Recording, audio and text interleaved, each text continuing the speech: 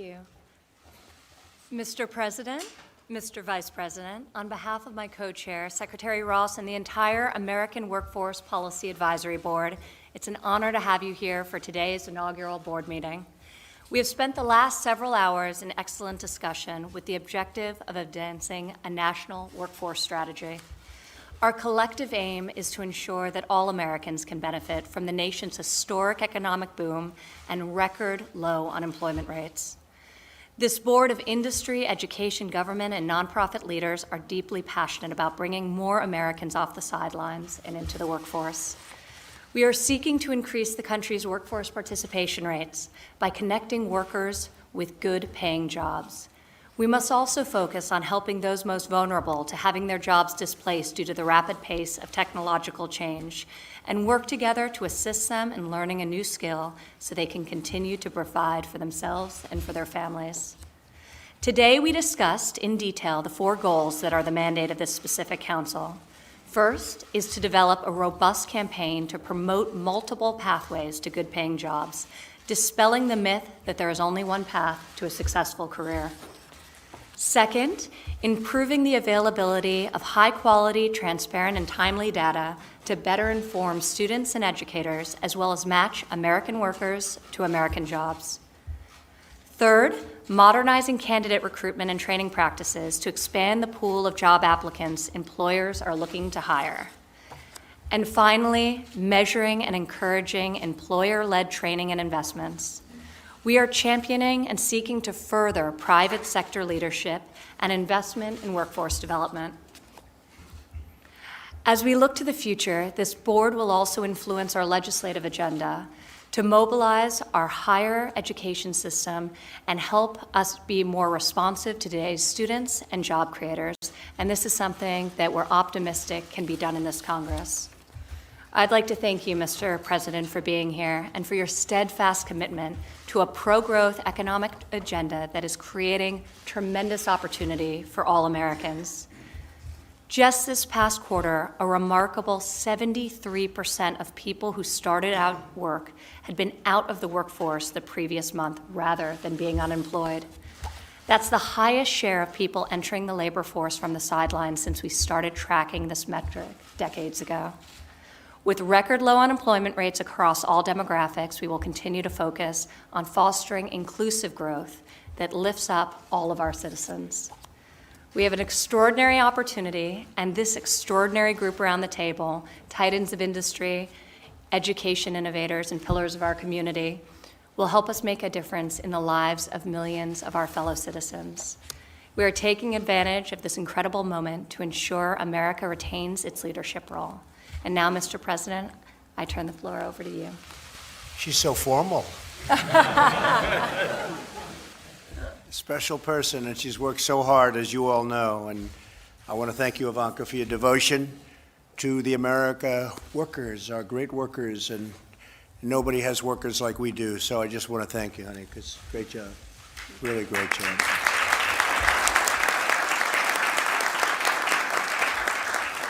She works very hard on this, I will say, and she's created a lot of happy families, because you're going to be up to close to 7 million people pretty soon. You are very responsible, along with many of the people at this table, and I'm going to ask, I think, for you, maybe before I even speak, to go around the table, because this is such a distinguished group, and just introduce yourself. We have a few of the media back there, and just a small group, you know, Tim. Sometimes you have to see some of these groups. It's pretty amazing what they do. They break down the walls and the windows and everything else in order to get in. But we have great representative media back, and I thought you should really take some of the credit for what you've done. And I'd maybe like to start with Tim Cook, who's done such an incredible job at Apple, become a friend of mine, and he's a friend because he does a great job. I mean, we want to get things done, employs so many people, brought a lot of money back into our country because of the new tax law, and he's spending that money very wisely and just done an incredible job. So, Tim, maybe you could just start, please. Sure. Thank you, Mr. President. It's an honor to serve on this council. I've always thought that America is so special in so many ways, but at the heart of all of its people. And that, to me, is what this group is about. For our company, as you know, was founded by a college dropout. So we've never really thought that a college degree was the thing that you had to have to do well. We've always tried to expand our horizons. And so that degree, about half of our U.S. employment last year were people that did not have a four-year degree.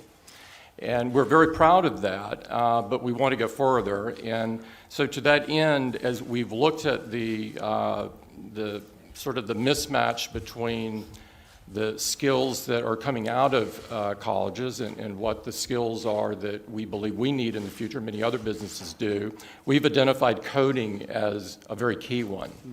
And we believe strongly that it should be a requirement in the United States for every kid to have coding before they graduate from K-12 and become somewhat proficient at it.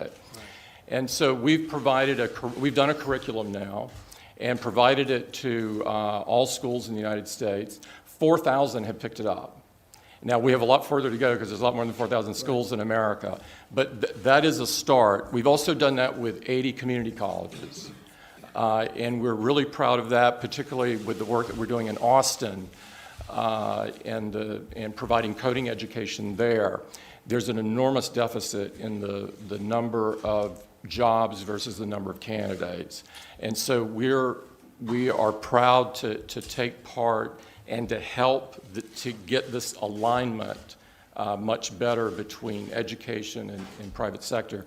We realize that in something this large, it takes government, private sector, and education all kind of oaring in the same direction, and we're very proud to be a part of it. Well, thank you, Tim. Thank you. Great job. Thank you. Thank you very much. Kim? Well, I too want to echo my appreciation for having the opportunity to serve on this board. I'm excited about what's happening across this country. Iowa has the lowest unemployment rate in the nation at 2.4%. Our economy is growing. We've had 4 straight quarters of wage growth in Iowa. We are no different than other states. We have jobs looking for people. So I'm anxious to work. A public-private partnership is the answer. That is how it's going to work. We have an initiative, Future Ready Iowa, that has a goal of having 70% of Iowans in the workforce to have education or training beyond high school by the year 2025. And we're at about 58% right now, but set the goals high, right, and work hard to get it. And we're doing that through registered apprenticeship programs, and we'll be launching an initiative, Computer Sciences Elementary, that will launch 6 computer science elementaries in the state that will target high poverty, high needs areas so we can help produce a capable, ready workforce. Most importantly, though, and then I'll pass it, is to make sure that our students and then Iowans know that there are multiple paths to great careers, and those careers exist in Iowa. Thank you. Well, thank you. And Kim just had a great victory, governor of Iowa. She just defeated somebody who spent unlimited money. It was unlimited. And it's called talent. You've done a great job. Thank you very much, Kim. Great job. Mr. President, thank you for the opportunity to be here today. I'm Vi Laus from the city of Charlotte, and what I'd like to say is that we're a city where we want everyone to have the ability to participate in the economic opportunity. And we are the 2nd largest banking center now in the country. That may be good or bad. But nonetheless, when we look at that, we also have to weigh it against those that haven't had a chance.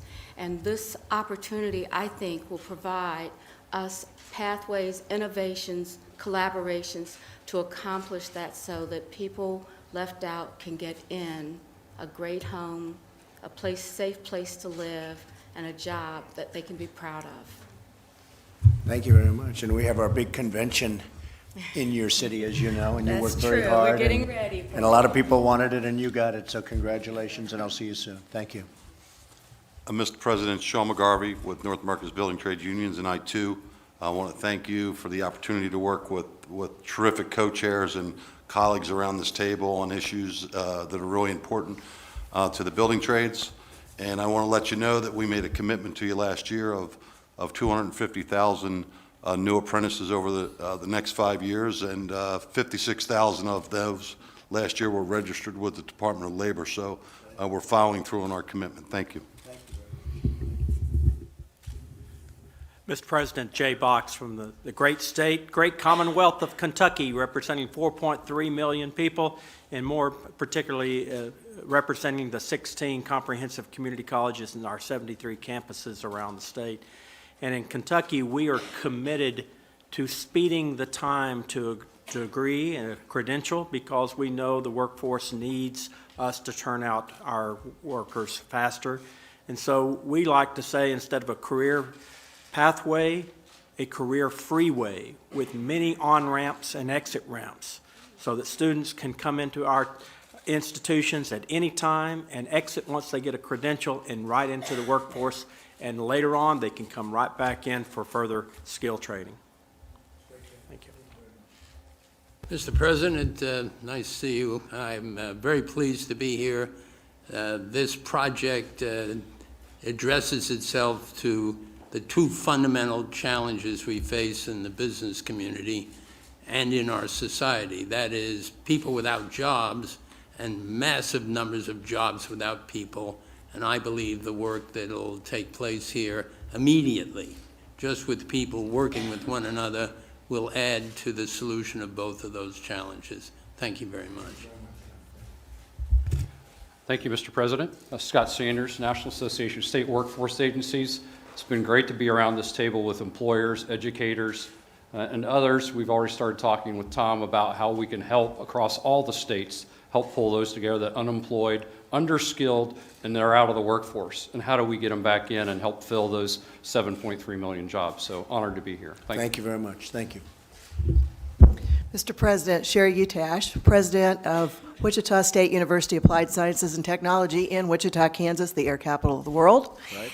And very happy to be here, very honored to be serving on this, and wonderful that we have this issue to deal with and to find solutions for. So thank you for all your efforts towards that.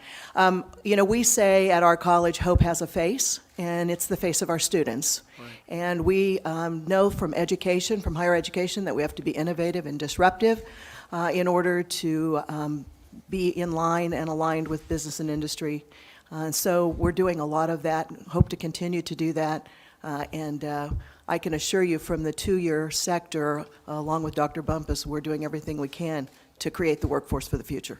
Thank you very much. Thank you. Mr. President, I'm Mary Ann Wanamaker. I'm a labor economist at the University of Tennessee. I think really the administration should be applauded for putting a spotlight on our using federal data to solve some of our biggest challenges.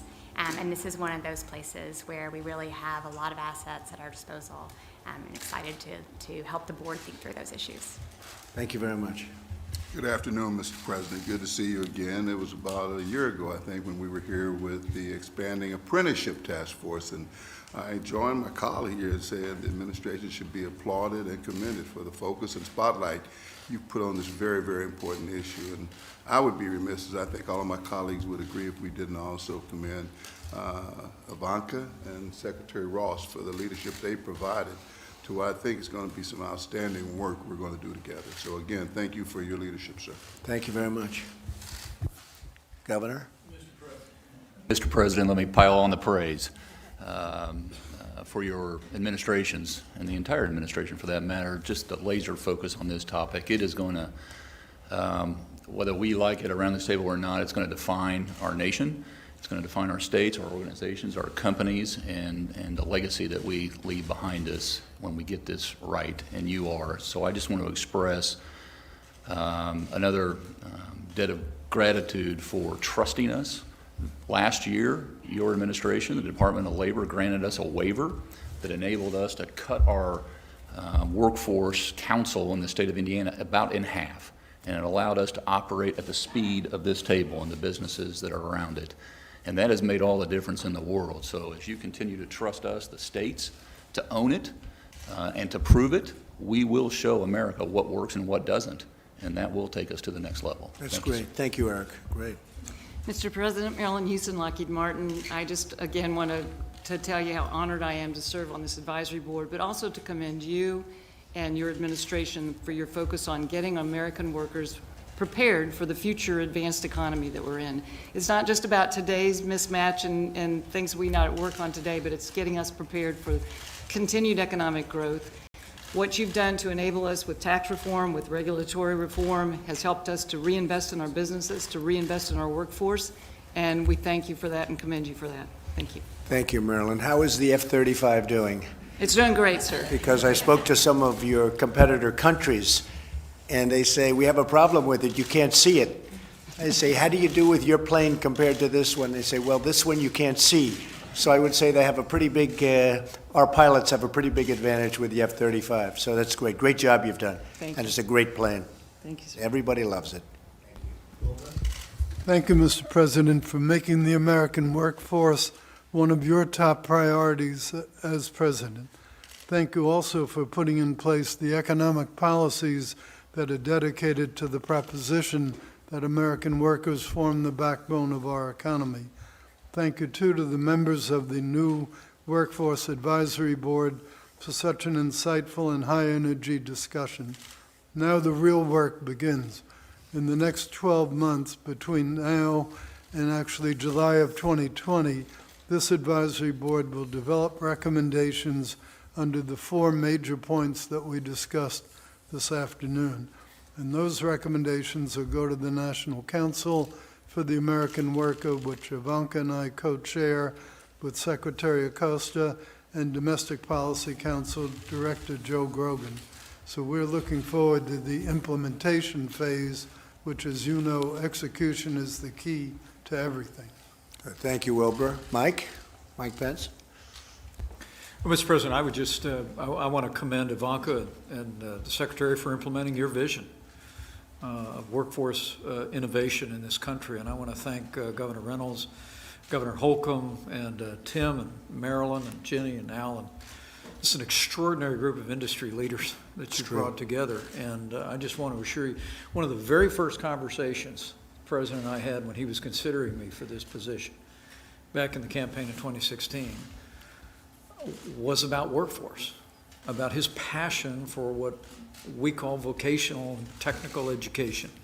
And I just want to assure you, as you'll hear firsthand again from the President today, that this is an enormously high priority for this administration. We're very grateful to each and every one of you for engaging and bringing best practices and best ideas forward. Thanks, Mike. Mr. President, Mr. Vice President, Ivanka started the meeting today, actually twice, talking about the strength of the economy. And I think that I applaud any organization, in this particular case, the U.S. government and your administration, for actually planning for the future when things are actually strong. And I think that's a really, really smart thing and very, very good leadership. And so we're excited about doing everything we can to be part of it. So Thank you very much, Al. Great job you're doing. Thank you. Mr. President, Barbara Humpton, CEO of Siemens USA, and it's such an honor to be included with this brilliant group. Siemens comes to the table just with open to sharing and open to learning from our colleagues, and I've got a special focus on this 4th objective, the idea that what gets measured gets done, and the idea that we can use our measurements and track progress to encourage others to get engaged in these initiatives. Thank you. Well, thank you, and really a great job. In fact, specifically, Ivanka wanted me to point you out and say, Dad, I'll tell you, she said, Dad, she's done a great job. I appreciate it. Thank you, Barbara. Thank you so Great much, job. and thank you, Ivanka. Good. Jim Clark, the president of Boys and Girls Clubs of America, and thank you for hosting our Youth of the Year, 5 of them this morning at your office with the Vice President. They enjoyed the opportunity to interact with you. Thank you for including Boys and Girls Clubs in this important endeavor. Out-of-school time matters. Kids spend more time out of school than in school, and our focus is on that pathway to success and a great future, instilling essential skills as well as critical job readiness skills like STEM education and other important factors. So thank you for including Boys and Girls Club. Thanks, Jim. Mr. President, Mike Pivovar from the Milken Institute, and I know you know the work of the Institute very well. But for others, we are a nonpartisan, nonprofit think tank dedicated to building meaningful lives. I'm the Executive Director of the Center for Financial Markets, and our mission is to use the power of financial markets to improve access to capital, job creation, and improved health. I'm so excited to be part of this effort to what I think of as building a virtuous cycle of investing in the American dream by investing in each other. So thank you. Thank you very much. Mr. President, Elizabeth Gettle, Cristo Rey Network, 35 private schools exclusively serving low-income students. Through a special agreement with the United States Department of Labor, every single student works 1 day a week in an entry-level professional job, law firms, engineering firms, the technology industry, and the like. And in so doing, developing these transferable soft skills that will take them into any job in the workforce: persistence, communication, and a strong work ethic. Thanks for the opportunity to be here. Thank you very much. Thank you. Mr. President, Jay Timmons with the National Association of Manufacturers. I had the great fortune yesterday of being able to announce the results of our first quarter 2019 survey of manufacturers with the Vice President present at our Board of Directors meeting. And as you know, that survey has been going on for 20 years. I was able to announce that we have had 9 consecutive quarters of record optimism from manufacturers, 91.8%. And that's no accident. That is because of the tools we've been given to invest, to hire, to raise wages and benefits through tax reform, through regulatory certainty. And that's created a bit of a challenge for us because now we have 428,000 jobs open in manufacturing. Our Manufacturing Institute predicts that that number will increase to 2.4 million in the next 10 years. So this board, this advisory board, it's perfect timing. Thank you for taking this on. Thank you to Ivanka for your passion on this issue. It really is going to matter for America's future. It's going to matter for our success in the global economy. Thank you, Jay. And if you remember from past years, others said manufacturing was not going to happen. Those jobs were never coming back, and they are coming back. Well, we have 600,000, right? They're roaring back. We have 600,000, and it'll be a lot higher than that when the next report comes out. And it's really been something, the manufacturing jobs. So we're going to be up to getting close to record numbers. Nobody thought they were coming back, and I said, how does that not happen, right? If manufacturing jobs come back, does the country come back?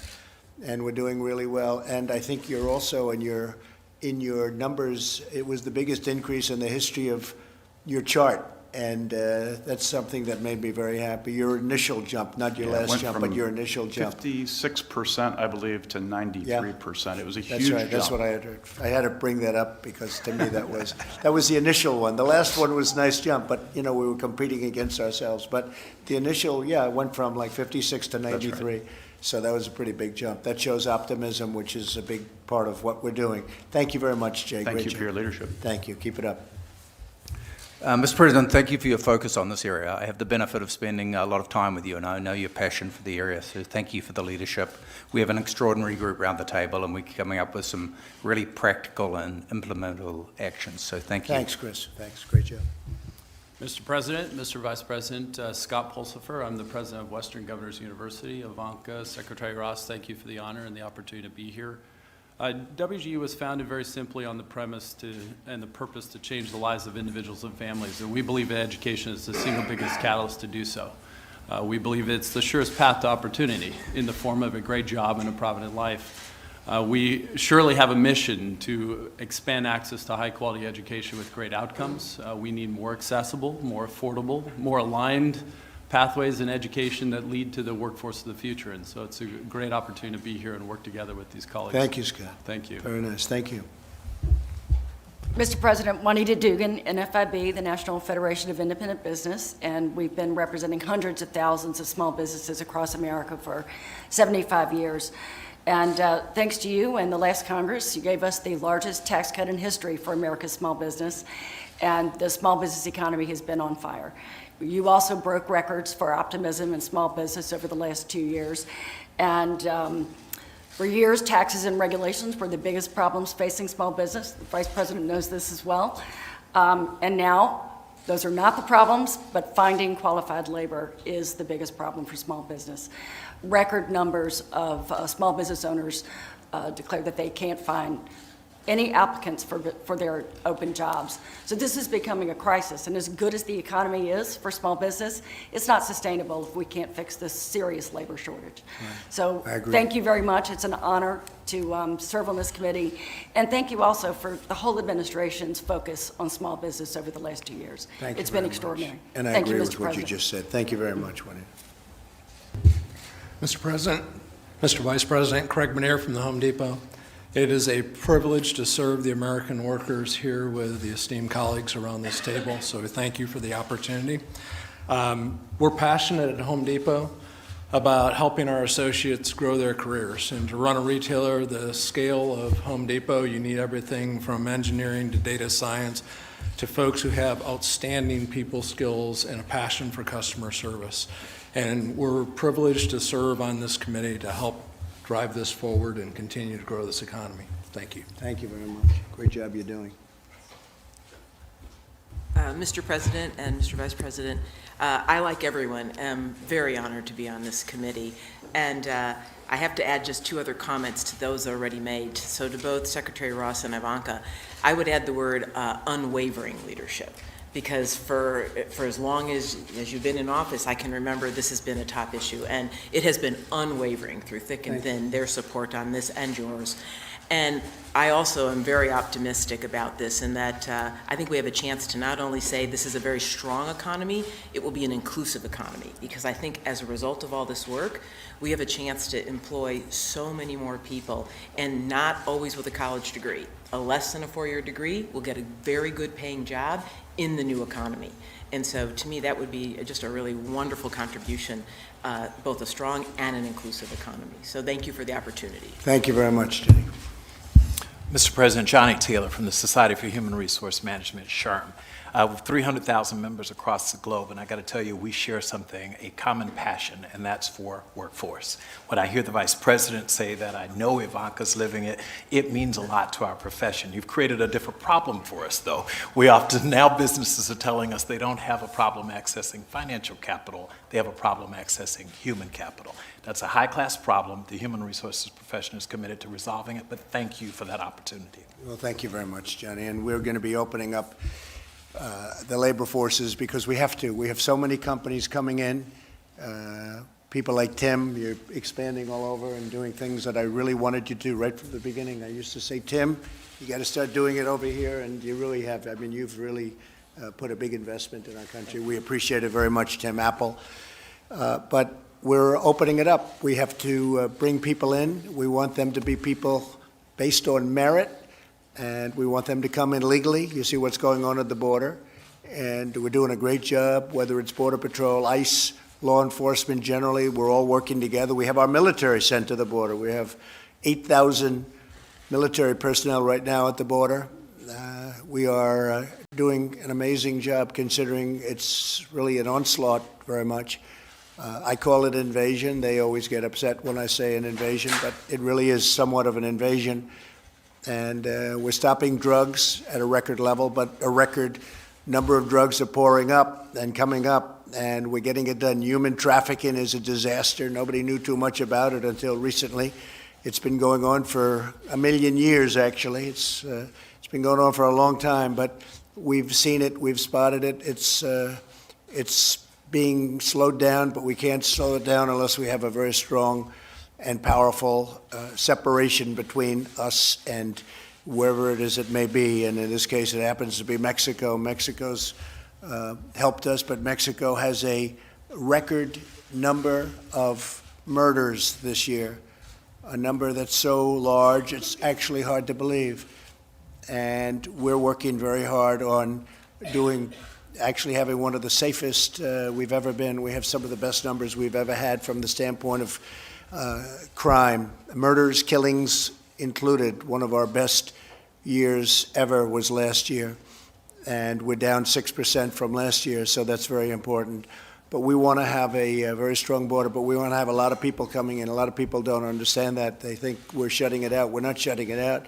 We want people to come in, but they have to come in through a process. So we have a process that's really moving along rapidly. Last year we took in a large number of highly qualified, wonderful people, and for the most part, they're working already in your companies. But we also have a lot of companies coming in. I was with Prime Minister Abe the other day, and we spoke the other day, and he said that Japan's going to be sending about at least seven more big factories into this country. And it's got to do more than that. We have too big a deficit with Japan. We have for a long time. But they're going to, you saw a couple of openings, big openings in Michigan. Chrysler Fiat just announced that they're going to spend $4.5 billion in Michigan around the Detroit area. We have a tremendous number of not only car companies coming in, we have a lot of car companies coming in. They're coming in, they're building new, but they're also expanding.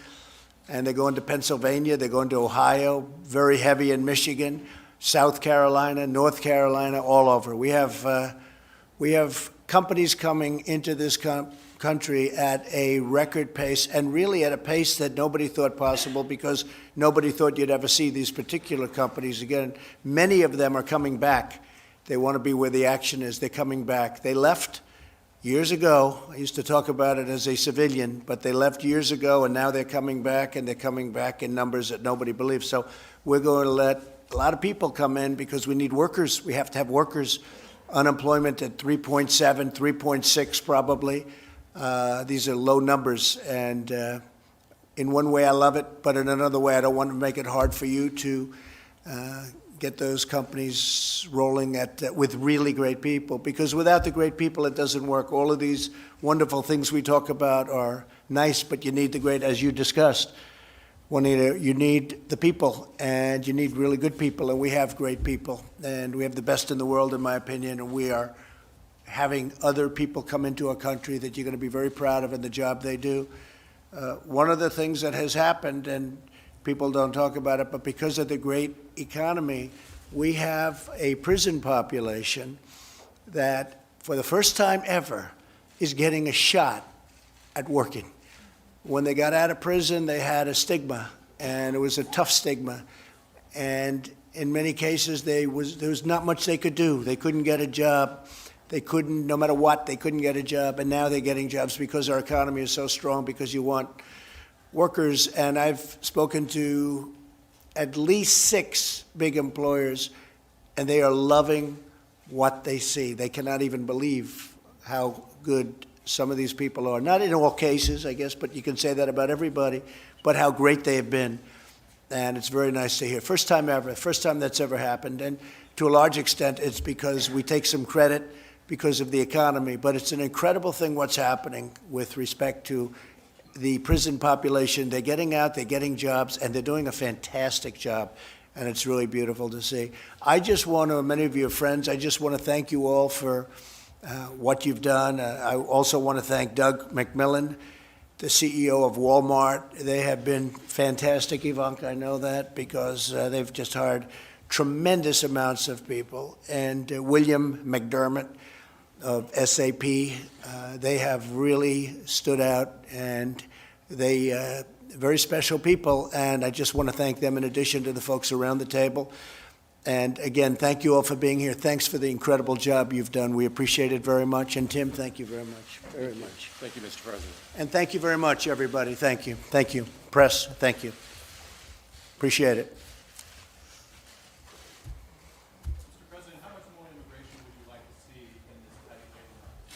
Well, we're going to have a lot of people coming into the country. We want a lot of people coming in, and we need it. It's not a question of do we want it.